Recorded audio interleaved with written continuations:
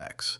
A private security consultant in a $4,000 suit looked at the young woman who had wandered into the back of his presentation, pointed his laser pen at her like it was a thing he could fire, and said, "The loading dock is 2 floors down, sweetheart. They'll sign for whatever you're delivering. This room is for people with clearance." X. Sorry, wrong door, I'll go. X. You will. 8 months of my life are on that screen. 8 months building something this country has never had. You wouldn't follow the first slide if I gave you a year. X. She'd been in the building 11 minutes. She glanced at his diagram for maybe 4 seconds on her way out, and in those 4 seconds, she found the hole he had been hiding for 8 months. X. That last part still lands like a step missed in the dark. She had been inside the St. Laurent Federal Annex for less than a quarter of an hour, holding a printout of a floor map from a contractor's office. And she saw the whole thing fall apart in the time it takes most people to find their seat. X. Stay with this one. It gets better than you think and worse than he ever imagined. X. Her name was Simone Adesanya, 29 years old. First morning of a contract security job, the lowest rung there was. Overnight rovers. The people who walk the cold corridors of government buildings at 3 in the morning so that nobody important has to think about them. X. She had a lanyard with a temporary badge, a fleece under a parka that had seen 4 Ottawa winters, and a map printed on a tired machine in the staffing office on Bank Street that had turned every B into something that could just as easily be an E. She was looking for orientation in room B2. X. She had followed a stream of better-dressed people through the wrong set of glass doors into room E2, which was not a meeting room at all but a 400-seat auditorium with a federal crest above the stage, and a banner that read, in clean gray letters, the Aegis Protocol. Rethinking Critical Infrastructure Defense. X. She didn't know what the Aegis Protocol was. She didn't know the man on the stage. She knew she was 9 minutes late and that her badge said she belonged in a different room, with a different number, and she knew the way she always knew things. Fast, sideways, before she could explain it. X. The man on the stage was Roland Whitmore. If you follow the world of security contracting in this country, you know the name, and if you don't, here is all you need. He was the kind of consultant who briefed deputy ministers over lunch and spoke to his own junior staff like they were furniture. 2 books with his face on the cover. A standing column in a national paper. X. A firm with his initials on the door and a contract, nearly signed, to design the physical security architecture for a string of new federal data centers and a hydro control hub outside Smiths Falls. 8 months earlier, he had told a room full of people that he'd cracked it. A layered defense model, he claimed, was, in his own word, unbreachable. He had not let anyone outside his inner circle see the failover logic in detail. He'd said, with a little smile he'd practiced, that he wanted the full picture to land all at once. It landed all at once, just not the way he'd planned. The room was packed. Procurement officials up front, mid-level analysts in the middle rows, press and observers in the back, including a reporter from the Globe and Mail named Dana Sinclair, who had her phone propped against her water bottle already recording. The demonstration was streaming live to a few thousand people across the country. Emergency management offices, a couple of provincial agencies, a retired brigadier general watching from a condo in Kingston with the volume up too loud. In the 3rd row sat that retired general, except he wasn't in Kingston, he was right there, 2 seats off the aisle. Desmond Clark. 61, dark suit, no medals, the kind of man who sat very still and let other people fill the silence. He chaired the oversight panel that would, in about a week, vote on whether Whitmore's contract went through. He had read the Aegis summary on the train that morning. Something on page 9 had bothered him, a single assumption about how the system behaved when the power went out, and he hadn't been able to put a name to why. In the very last row, half in shadow, sat a woman named Helene Marchand. Late 40s, gray at the temples, arms folded, a leather folio on her lap that she hadn't opened once. She had been Whitmore's lead systems engineer for 6 years. She had not spoken to him in 11 months. She'd driven in from Gatineau that morning because she needed to watch this happen with her own eyes, and because of what was inside the folio, which she had not yet decided what to do with. Now, here's the thing about Simone Adesanya that nobody in that auditorium could have guessed from her parka and her wrong room map. She read a building the way some people read a chessboard 3 moves deep, not wall by wall, all at once. Sightlines, choke points, the one door that mattered, the way a failure in one corner would cascade into the next. It lit up in her head as a single shape, and the weak spot in that shape glowed like a coal. She'd been doing it since she was 13, sitting in the stairwell of a group home in the north end of Halifax, mapping every exit because mapping exits was the only thing that made the nights feel survivable. She thought everyone's mind worked like that. It took her years to learn it didn't. She had left Halifax at 18 for the one door that was open to her, which was the Canadian Armed Forces. She'd been a combat engineer, then she'd been something quieter than that. A small unit, a lot of training she still couldn't talk about, a specialty that came down to one brutal, useful skill. She could look at any structure a person had decided was secure and find the 90 seconds where it wasn't. 2 tours, a medal she kept in a sock drawer. Then a knee that didn't bend the way it used to, an honorable discharge, and a return to a city that looked at a young black woman in a surplus parka and saw every single time somebody who must be lost. She had been in the annex for 11 minutes. The guard at the front desk, a heavy-set man in his 60s named Earl Doucet, had checked her badge twice on the way in. He hadn't checked the badge of the man in the camel hair coat right behind her. Simone had noticed. She hadn't said anything. She'd just held the badge up the second time and waited, level, until he waved her through. There was a junior analyst near the front named Priya Sandhu who watched that whole small exchange from across the lobby and felt something tighten in her chest, and who said nothing either because she was 8 months into a job Whitmore could end with a phone call, and he had told her, in those words, that her future depended on her being invisible at events like this. Whitmore reached his final slide. The Aegis protocol, he said, was finished. 8 months. A defense architecture with no single point of failure, ready for the most sensitive infrastructure the country owned. He opened the floor for questions, expecting soft ones from procurement and warm ones from the back.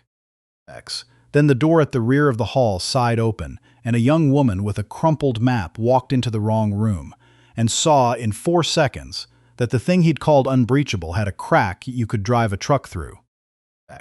She was already turning to leave. He'd already waved her off. The front row was already chuckling. By every rule of that room, the moment was finished, and she just had to walk out and never think about it again. But her eyes drifted up, past Whitmore, past the laughing officials, up to the screen behind his shoulder. The final slide. The crown of the whole thing. A schematic of the layered access control system, every magnetic lock, every sensor, every redundant power line drawn in confident blue.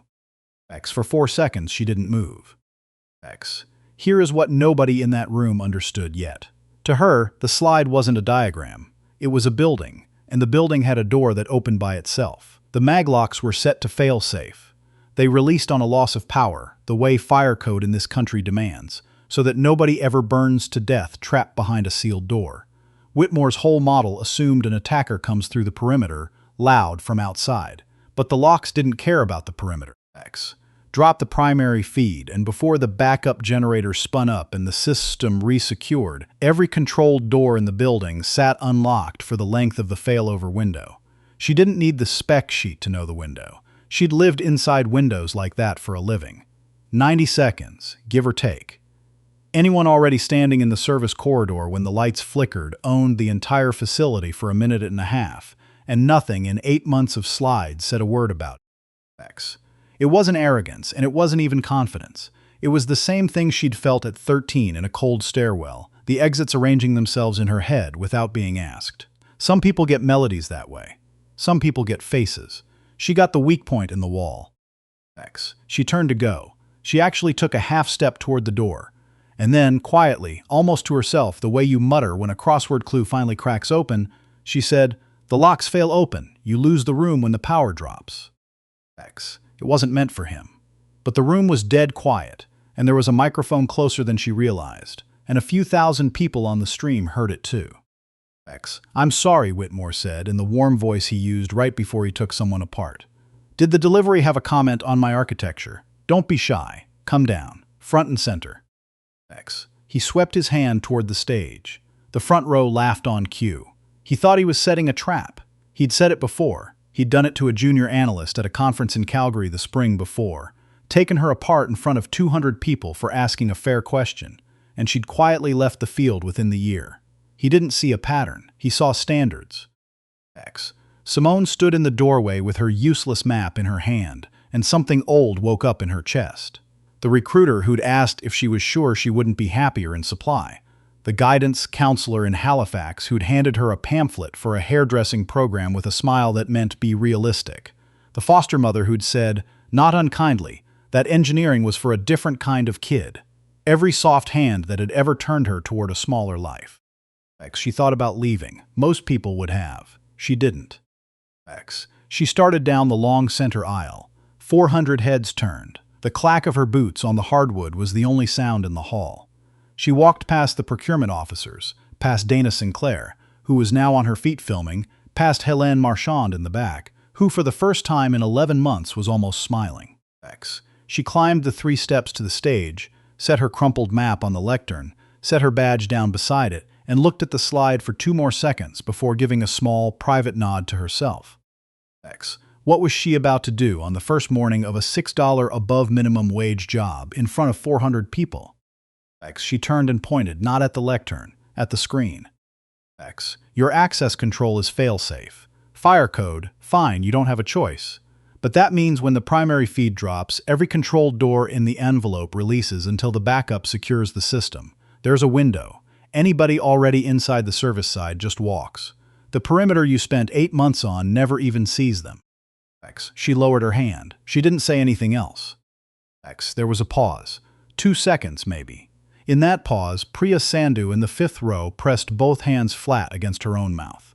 Dana Sinclair stopped narrating into her phone and just held it.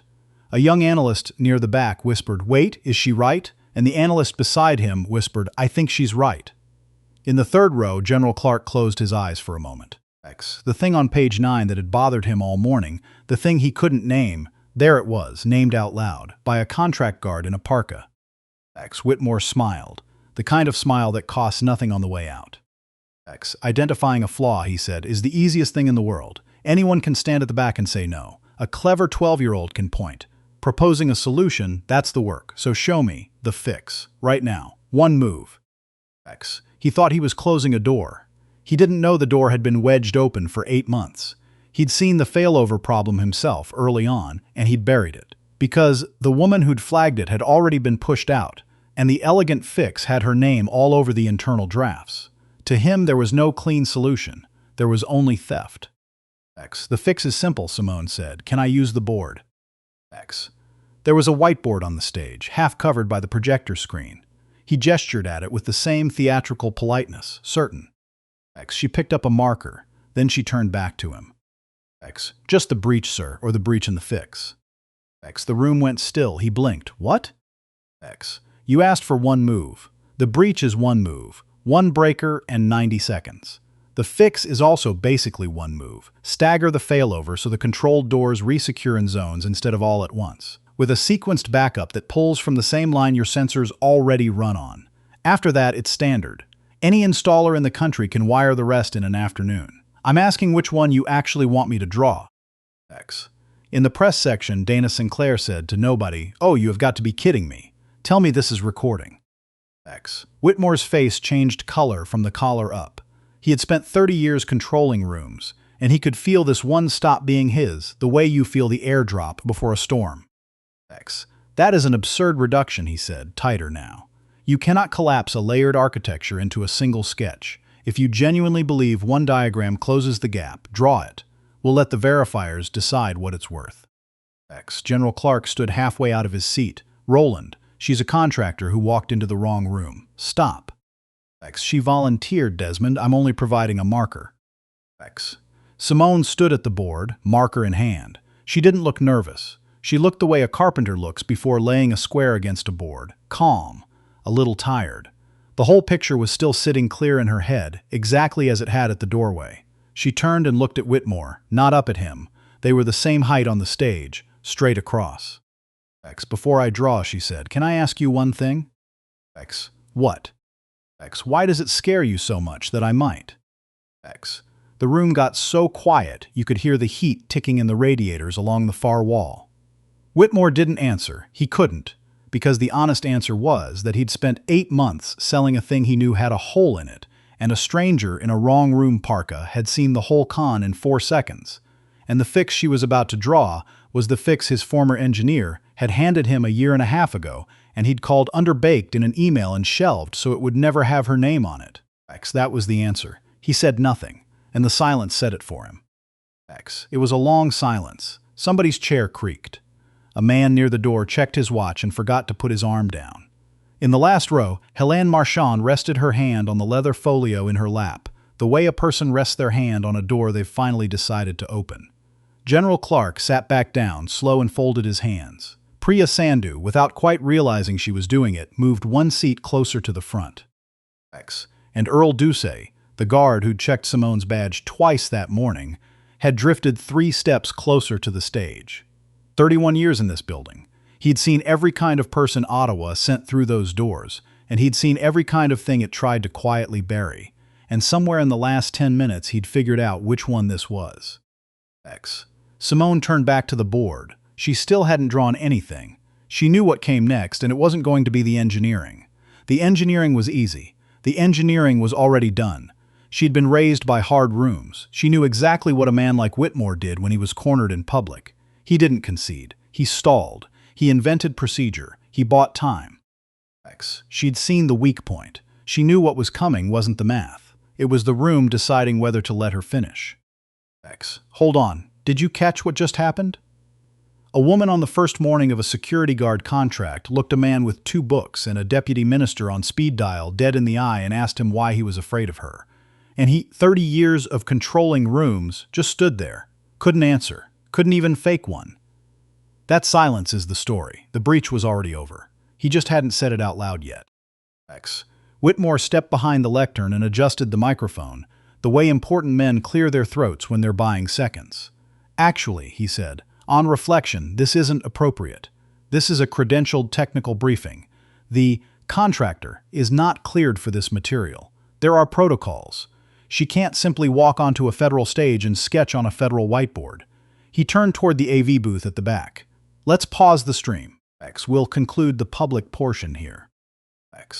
The young woman at the AV desk hesitated. She looked at her supervisor. Her supervisor, a man in his 30s with 2 kids and a mortgage, looked at the floor, and then he gave the smallest possible shake of his head. The feed stayed up. Dana Sinclair stood. For the record, the Globe is recording independently. Cutting your stream won't cut mine. Whitmore turned to security. Could someone please escort the contractor out? She's strayed far enough. Earl Doucet didn't move. He uncrossed his arms. He looked Whitmore in the eye across half a hall and said, very calmly, "She's got a valid badge, sir. I checked it twice myself this morning. I'm not putting out a worker who hasn't done a thing wrong." That's a direct instruction. You're not my chain, sir. I'm facilities. He didn't raise his voice. He just stood where he stood. And in the back of the room, one person started to clap. Just once. Then somebody else. Then 30 people in the back rows, a little embarrassed at themselves, and then it faded. And the embarrassment was gone, but the temperature in the room had changed for good. Whitmore's jaw set. Fine. If she insists on drawing, she does it under verification. 3 reviewers chosen by me audit standard. 1 sustained objection, and she sits down. He pointed at 2 of his own people in the front row. They stood, both nervous, both his. The first, a senior analyst named Owen Kessler, had been trying to find an honest way out of Whitmore's firm for the better part of a year and hadn't yet found the nerve. He stood because he was told to. Then a third voice came from the very back. I'll serve as the third verifier, in the interest of fairness. It was Helene Marchand.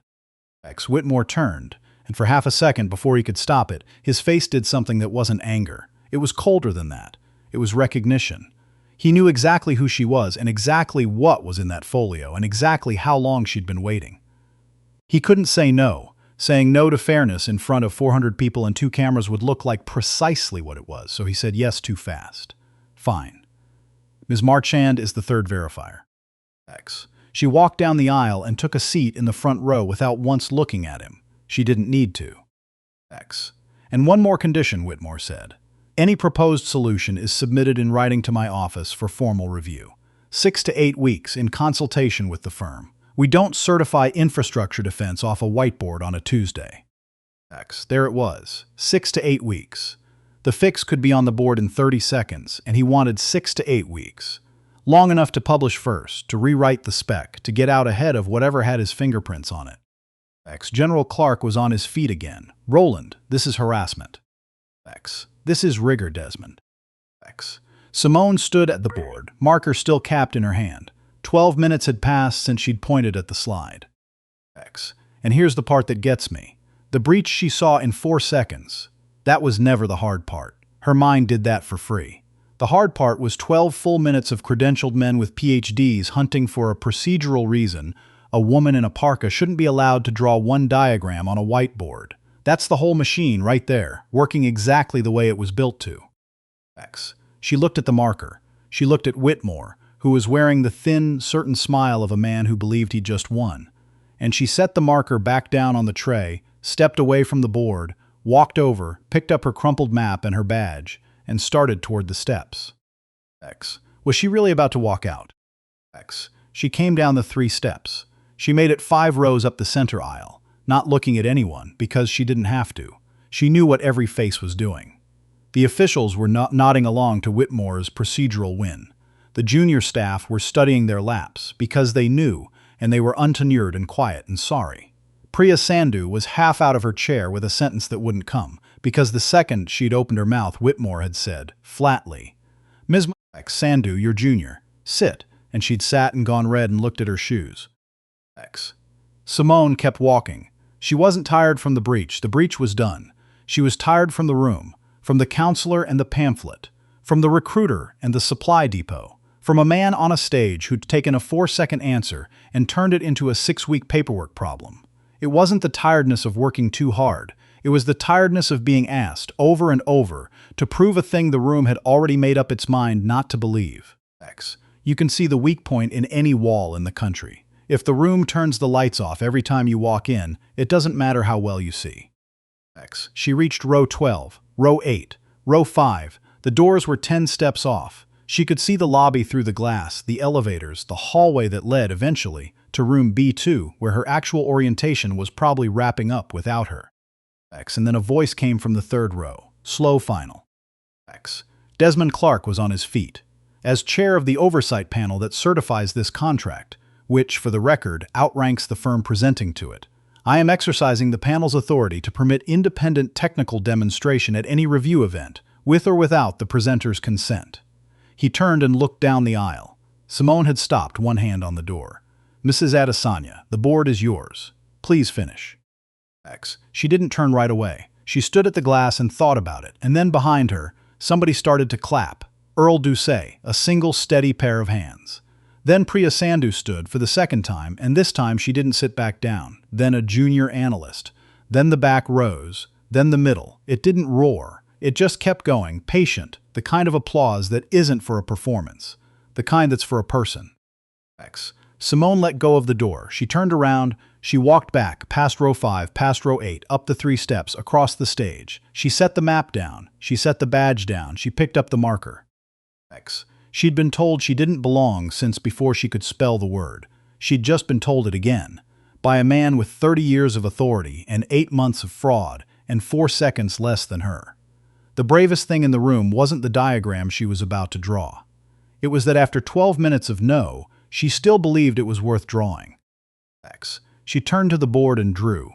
It wasn't much, a zoned failover, the doors re-securing in sequence instead of all at once. The backup feed pulled from the line her sensors already used, an arrow pointing at the one assumption that turned the whole cascade off. Small, tidy, practical handwriting, the kind that comes from years of writing in the margins of things that didn't belong to you.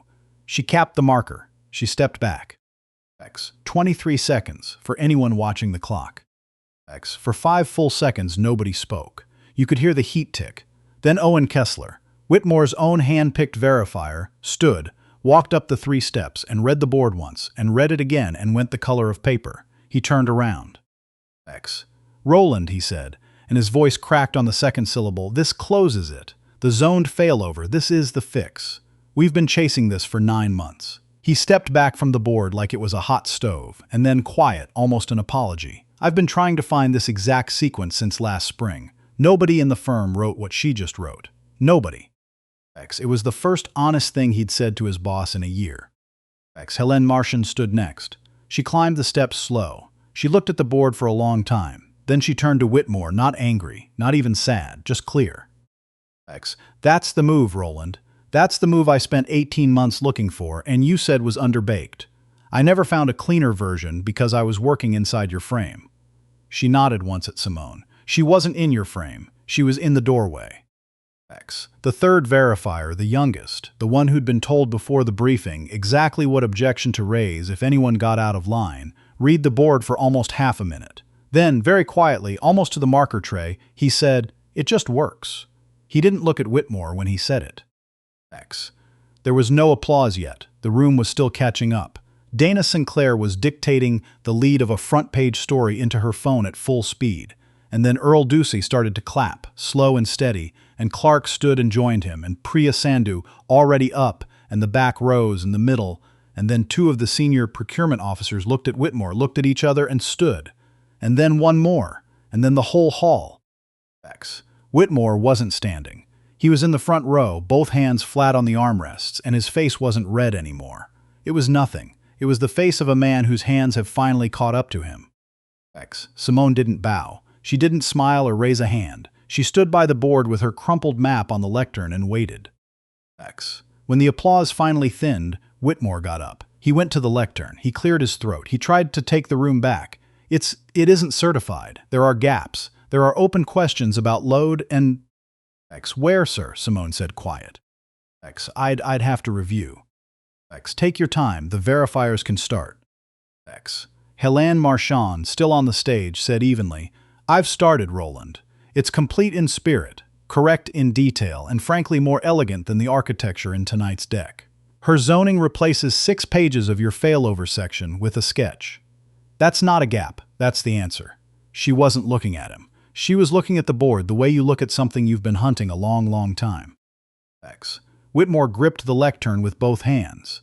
He opened his mouth, and closed it, and opened it again. And what came out was the sentence that would, by morning, be clipped and captioned and shared past counting. "I'll need to review my own protocol before I can comment further." He'd opened the morning calling her a delivery. He closed it, asking the room's permission to read his own work. The applause came back, louder, the kind that's been holding its breath for 12 minutes and is finally allowed to let go. Simone picked up her map and her badge and walked down the steps, past Clark, past Priya Sandhu, past Earl Ducey, back up the center aisle. She still had orientation to find. She was 40 minutes late for the lowest-paid job in the building. The applause was still dying when Dana Sinclair stood in the press section. Reporters don't raise their hands. She just stood until enough of the room turned. "Mr. Whitmore, I've been forwarded a set of time-stamped internal drafts from 18 months ago. They contain the zoned failover concept Ms. Adesanya just drew. The metadata lists the author as Helene Marchand. Care to comment?" The room, which had finally started breathing, stopped. "I have no idea what you're referring to," Whitmore said. Helene Marchand from the stage opened the leather folio for the first time all morning. "I sent you the zoned failover on the 14th of March last year, Roland. You replied on the 16th, your words, that it was too underdeveloped to take forward. I have the email. I have the draft. I have the metadata. And I forwarded all of it 19 minutes ago to the Oversight Panel, to the Auditor General's office, and to Miss Sinclair." She paused. "I want to be clear. I didn't come here to burn you down. I came to see whether you'd do it to someone else, someone younger than I was, with less standing than I had, who just walked in by accident. You did. So now I'm doing this." Whitmore sat down, not in the front row this time, but in a seat further back, a seat that wasn't his. General Clark turned to him. "Roland, I'd say nothing further until counsel is present." The hall stayed silent. The board still had one diagram on it. The slide still glowed behind him. The controlled doors all releasing at once, frozen, waiting for the fix that was now sitting plainly one whiteboard away. In the 5th row, a young woman in a charcoal coat stood up. She had been sitting beside an older woman who had to be her mother. She had Whitmore's chin and his pale eyes, and she didn't look at him as she walked up the aisle and out the back of the hall. She didn't slam the door. She just closed it. The clip went up before lunch. By the time most of the country was eating dinner, it was everywhere, the same 23 seconds. A woman in a parka drawing one diagram while 400 people slowly, one by one, got to their feet. Somebody tagged it 90 seconds, after the failover window, and the name stuck. By midnight, it had been seen a few million times. By the next morning, the oversight panel had frozen the Aegis contract pending review. Within 2 days, the firm had quietly informed Roland Whitmore that he was on administrative leave while an external audit looked into authorship and disclosure. Within a week, 2 of his junior staff had asked to be reassigned, and a woman who'd left the field after a conference in Calgary the spring before had written a long, careful thread about why. Whitmore's statement came out that Friday. 4 sentences. It said, in the most expensive English a lawyer could buy, that he regretted any miscredit in the development of the protocol and the manner in which he had addressed Ms. Adesanya, and that both fell short of his standards. It changed nothing about what he'd done. It was on the record forever. Here's what Simone Adesanya did the morning after her face was on the front page of every paper in the country. She took the bus. The same number 12 she took every morning, earbuds in, badge clipped, a printout of the federal fire code on her lap with a yellow highlighter, because she wanted to check, line by line, that the fix she'd drawn actually cleared the egress requirements. She didn't trust other people's word for it, even when the word was kind, even when the word was about her. A man across the aisle recognized her from the clip and started to say something, then thought better of it, and just nodded. She nodded back. That was the whole conversation. It was enough. Earl Doucet was at the front desk when she came in. He didn't check her badge. B2 today, hey, he said. Down the hall, second left, you'll be on time. Thanks, Mr. Doucet. Earl. 3 months later, the zoned failover model was written into the new federal standard for critical infrastructure access control. The technical note that defined it listed 2 authors. The lead was Marchant H. The second was Adesanya S. The acknowledgments thanked Brigadier General, Red, Desmond Clark, an analyst named Priya Sandhu, and a facilities officer named Earl Doucet. Roland Whitmore's name was not on it. By then, his name was no longer on the door of his own firm either. Now, here's the part nobody clips, and it's the part that matters most. 6 months on, she stood on the same stage. Different crowd. Students this time, a handful of cadets, a bus full of high school kids brought in from across the valley for a program Clark had set up, and Priya Sandhu had written the invitations for. Simone wore the same parka. The same badge was clipped to it. She drew one diagram on the board and turned around. People keep asking how I solved an 8-month problem in 4 seconds, she said. I want to be straight with you because somebody told me the wrong version of this once, and it cost me years. I didn't solve it in 4 seconds. I saw it in 4 seconds. Those aren't the same thing. The seeing was free. I've had that my whole life. The work was being allowed to walk to the board. If you're somebody who sees things fast, and you've spent your life being told you're in the wrong room, you're not. And you don't have to wait for somebody with a nicer suit to hand you the marker. She capped the marker. She picked up her map. She still carried one, the same crumpled one, soft as cloth now. She walked off the stage, and Earl Doucet held the door, and she stepped out into a gray Ottawa morning that had been waiting for her the whole time, and went back to work because the work was never about him. It never had been. It was about the 90 seconds nobody else had bothered to see, and she had seen them in one glance the way she always had, the way she always would.